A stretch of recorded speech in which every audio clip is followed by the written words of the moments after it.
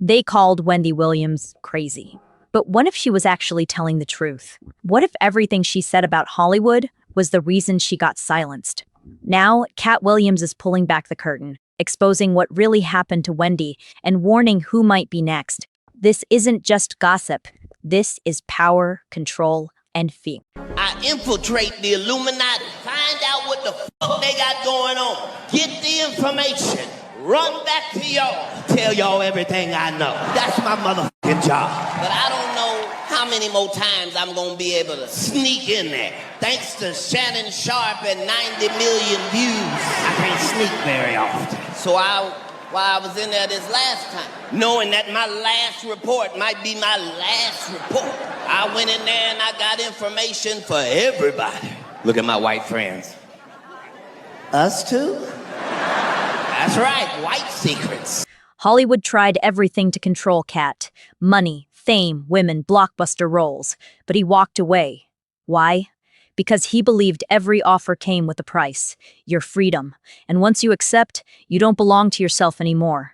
Yeah. When they realized Katt couldn't be bought, they flipped the script. He was blackballed, labeled difficult, and erased from opportunities.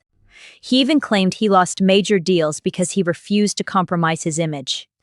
In Hollywood, once you sign those massive contracts, they don't just pay you, they own you. The one comedian, as we've been sitting here doing this interview, that you hold in very high regard is Dave Chappelle. Dave Chappelle walked away from $50 million. You said it was more. Tell the story. That's right.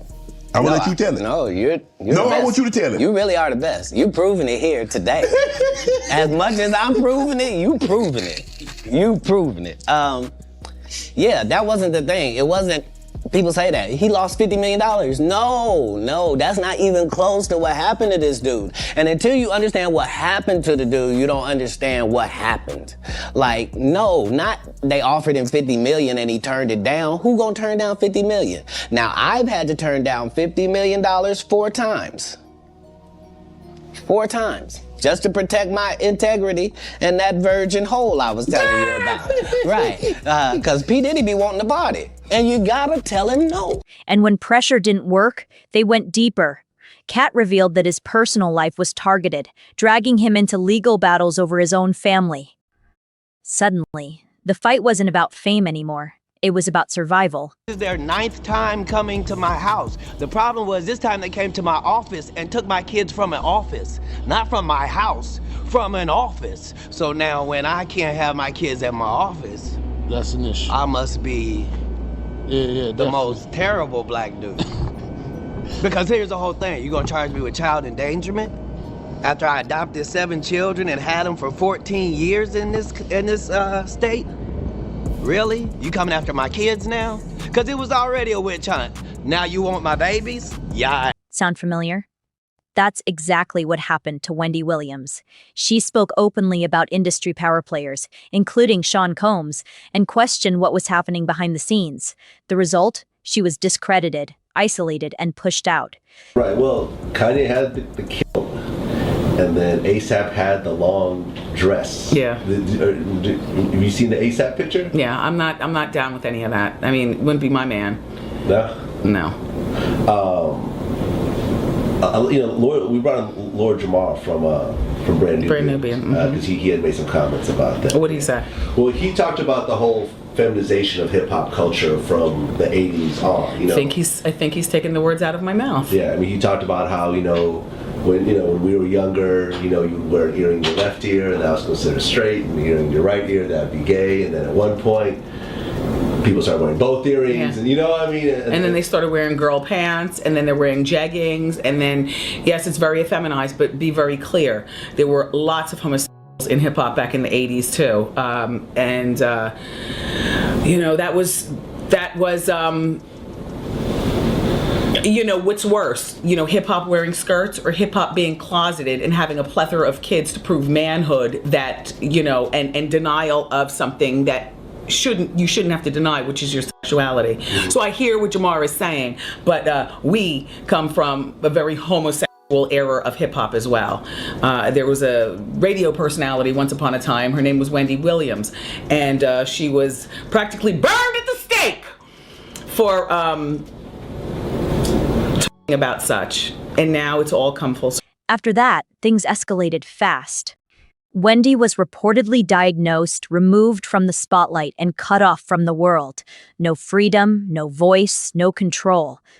The same woman who once controlled headlines suddenly couldn't control her own life. Series of depositions that not only prove that she's being held against her will, but also threaten to dismantle the Hollywood paedophile ring's sinister web of coercion and control. We've got the tapes, and they're shocking. It's clear that Wendy is currently living in fear for her life. They're locking up a mentally stable woman who holds incriminating evidence against some of the world's most powerful people, and they're doing it in broad daylight in front of the entire world. But here's the twist. New evaluations reportedly suggest something shocking. The narrative around her condition may not have been what everyone was told. So the question becomes, was she silenced instead of treated? Terms of Wendy's guardianship seem to be extreme. I've spoke to her several months ago, and she just sounds like the same Wendy. Yes, is she quirky? Sure. Is she eccentric? Sure. She always has been. Even insiders like Gene Deal, a former associate of Diddy, have hinted that Wendy's downfall wasn't random. According to claims, powerful people decide who stays relevant and who disappears. She does not have frontal lobar dementia. So that should be game, set, match. And Wendy isn't the only one. Dave Chappelle walked away from a massive deal at the peak of his career. Why would someone leave millions behind?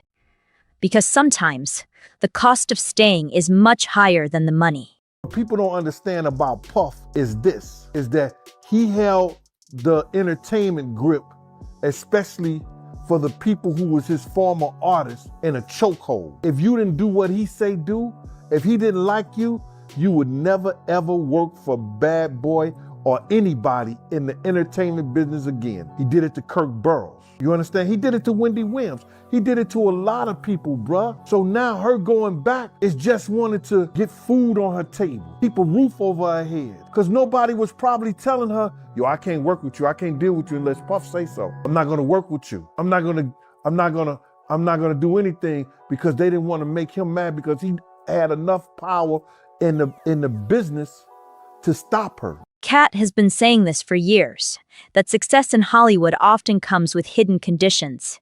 He even named figures like Jeffrey Epstein when talking about how power networks operate behind closed doors. In order for the type of ratings we need and attention to be on this thing. See, what I'm saying is, in business, nothing is coincidental, or you would be hearing who's losing money.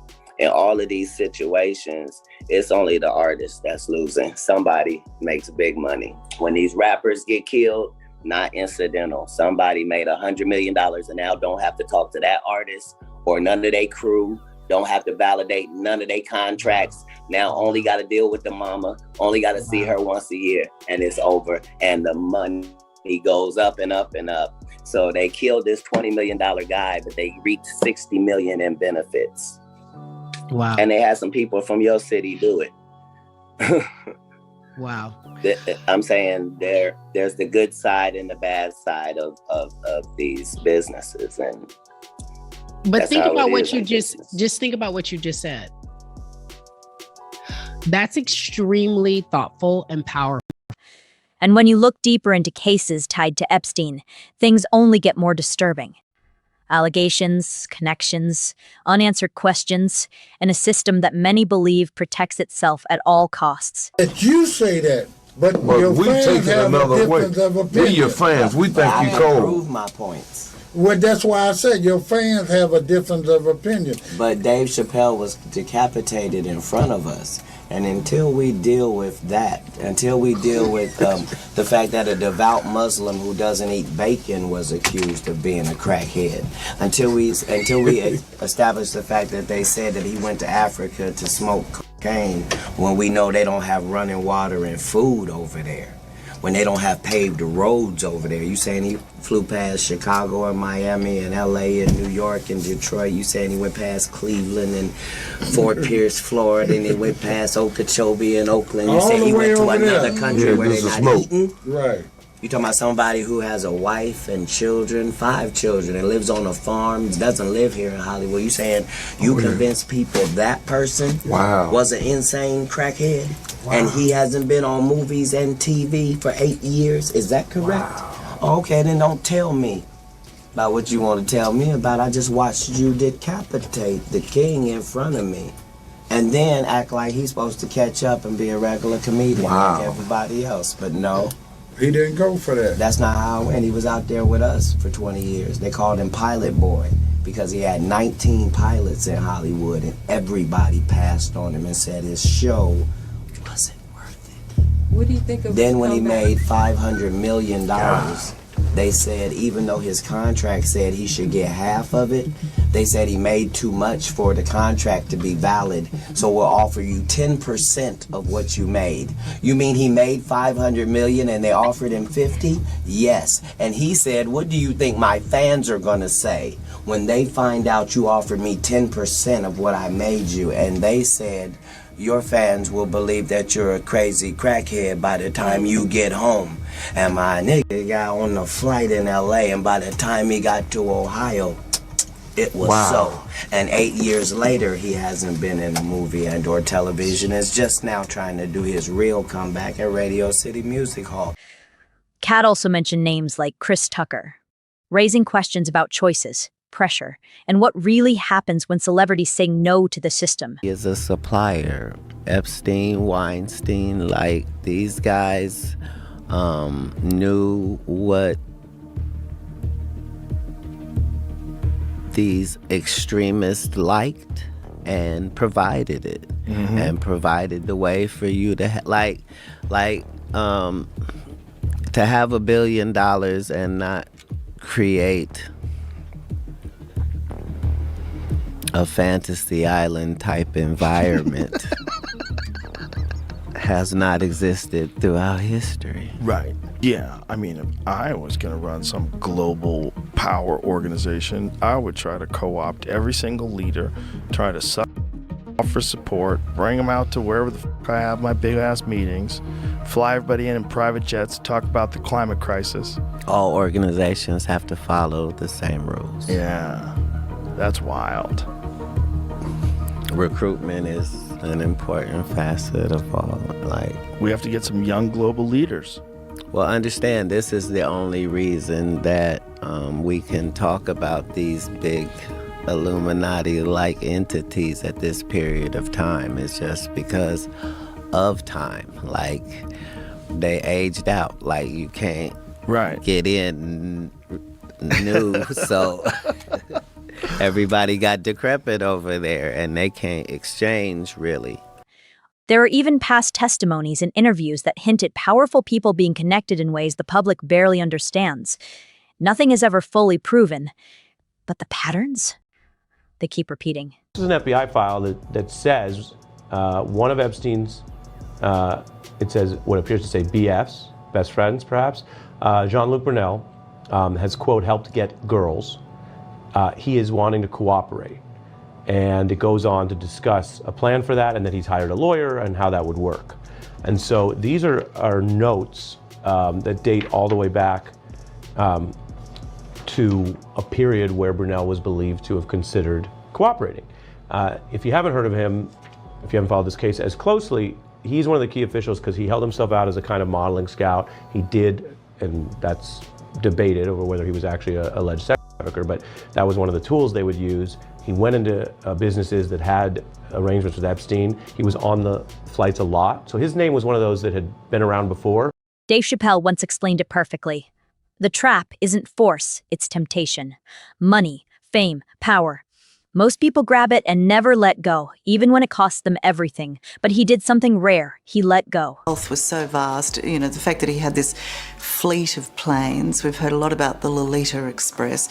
What happened on the Lolita Express?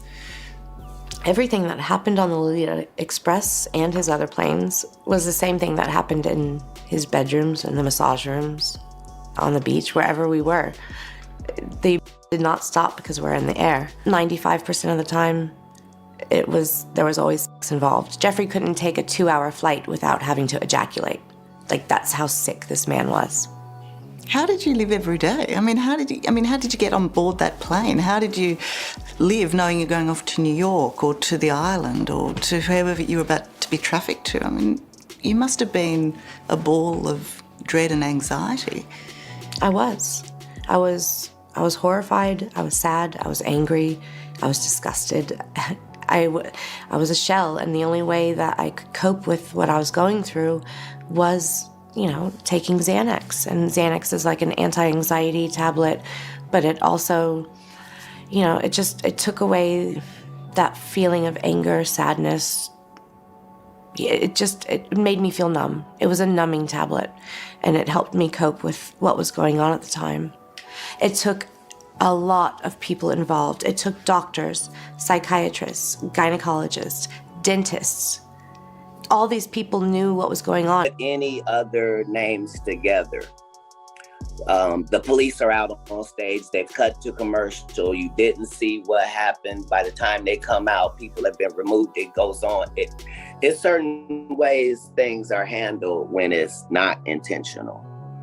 When things go smoothly, but they seem chaotic, that means there was forethought and a plan. Somebody, even if it looks like, Janet Jackson just had a wardrobe malfunction. There's no such thing. Correct. I don't care who you blaming. I believe that. Somebody benefited. Yeah. So in all of these situations, there's a business involved and there's real money involved, and somebody's benefiting from this thing that looks like, oh, that just happened. Nah, no way. No way. So now the real question is, are these just coincidences or pieces of a much bigger system? Because if even a fraction of what Katt Williams is saying is true, then this isn't just about celebrities anymore. It's about how influence works, how voices get controlled, and how quickly truth can be buried. And maybe the scariest part? The people who speak out aren't always wrong. They're just the ones we're told not to believe.